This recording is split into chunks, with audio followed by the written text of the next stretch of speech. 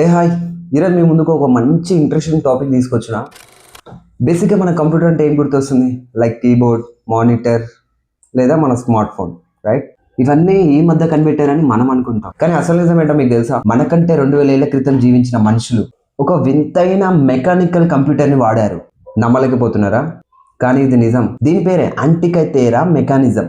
దీని గురించి బయట ప్రపంచానికి పెద్దగా తెలియదు. ఇవాళ ఈ వీడియోలో దీని వెనుకున్న రహస్యం ఏంటో మనం తెలుసుకుందాం. ఇది సుమారు 120 ఏళ్ల క్రితం, అంటే 1901 గ్రీస్ దేశం దగ్గర సముద్రంలో మునిపోయిన ఒక పాత పడవని కనిపెట్టారు. అందులో బంగారం, వెండి వస్తువులతో పాటు ఒక పాడైపోయిన పాత ఇనుపటి ముక్క వస్తువు దొరికింది. మొదట దీన్ని చూసి ఎవరు పట్టించుకోలేదు, కానీ కొన్నేళ్ల తర్వాత దాని మీద రీసెర్చ్ చేస్తే సైంటిస్టులకి దిమ్మ తిరిగిపోయే నిజాలు తెలిసాయి. పైన తుప్పు పట్టినట్లున్నా దాని లోపల చిన్న చిన్న గేర్స్, చక్రాలు ఉన్నాయి. లైక్ ఇప్పుడు మనం వాడే గడియారాల కన్నా, వాచెస్ వాటిలో ఉండే చక్రాల కన్నా అవి చాలా అడ్వాన్స్డ్ గా ఉన్నాయి. అసలు ఆ మిషన్ ఏం చేస్తుందో వింటే మీరే షాక్ అవుతారు. ఆ రోజుల్లో కరెంట్ లేదు, బ్యాటరీ లేదు, అయినా కూడా ఆ మిషన్ ఏం చేసేదంటే గ్రహణాలు ఎప్పుడు వస్తాయి, సూర్యగ్రహణం, చంద్రగ్రహణం ఎప్పుడు ఏ టైంకి వస్తాయో ఖచ్చితంగా చెప్పేది. భూమి, చంద్రుడు, సూర్యుడు అది ఎలా తిరిగేదో లెక్కేసేది. ఒలింపిక్స్ 4 ఏళ్లకు ఒక్కసారి వచ్చే ఒలింపిక్స్ గేమ్ డేట్స్ ని అది ముందే చెప్పేసేది. అంటే లైక్ మనం ఇవాళ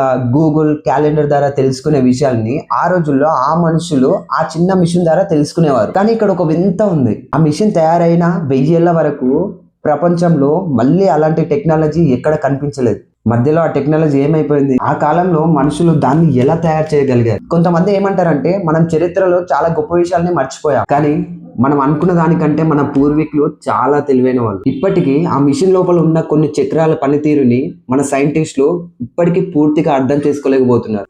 చూసారుగా, మన చరిత్రలో ఇలాంటి రహస్యాలు ఎన్నో ఉన్నాయి, కానీ మనకు తెలిసింది చాలా తక్కువ, తెలియాల్సింది చాలా ఉంది. ఈ ప్రాచీన కంప్యూటర్ గురించి మీరేమనుకుంటున్నారు? కింద కామెంట్ చేయండి, లైక్ చేయండి, షేర్ చేయండి. Thank you.